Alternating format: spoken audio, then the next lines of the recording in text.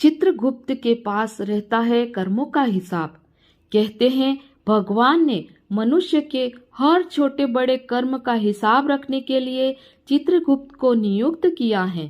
कई बार यह सवाल उठता है कि दुनिया में करोड़ों की जनसंख्या है, तो फिर चित्रगुप्त सबका हिसाब कैसे रख लेते होंगे। हमारे जीवन में कर्मों का हिसाब किताब रखने वाले चित्रगुप्त कौन है? चित्र प्लस गुप्त माना हमारे हर भाव, भावना, वृत्ति और कर्म का गुप्त रूप से चित्र खींच जाता है, जो अंत में हमारे जीवन के फिल्म की रील की तरह पेश हो जाता है। फिर कोई यह नहीं कह सकता कि यह हमारा कर्म नहीं है, ऐसी गलत वृत्ति और भावना मेरी नहीं है। जैसे आज की दुनिया में किसी व्यक्ति के कर्मों का स्टिंग ऑपरेशन किया जाता है तो वह इनकार नहीं कर सकता, ठीक इसी प्रकार हम सभी में एक गुप्त कैमरा लगा है, जो हर कर्म का चाहे कोई देखे या ना देखे हर पल गुप्त स्टिंग ऑपरेशन करता रहता है। तभी तो दुनिया में कहा जाता है कि व्यक्ति अपने आप से नहीं छुप सकता।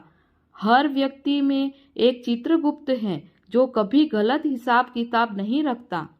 इसीलिए कर्म करते हुए मनुष्य यह ना सोचे कि मुझे कोई नहीं देख रहा, बल्कि हर कर्म करते समय किस वृत्ति से किया, किस भाव से किया, उन सब बातों का भी चित्र संस्कारों में ऐसा समा जाता है जो मिटाए नहीं मिट सकता।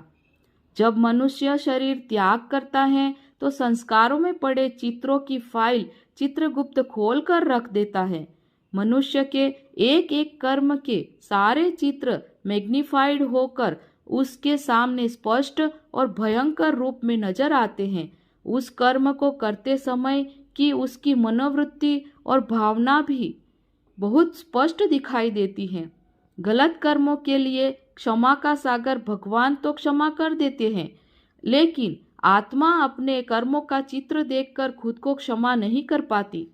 जब हम स्वयं को क्षमा नहीं कर पाते तो उन कर्मों को स्वीकार करते हैं और उन बुरे कर्मों का फल भोगने के लिए संसार में पुनः पुनः आते हैं।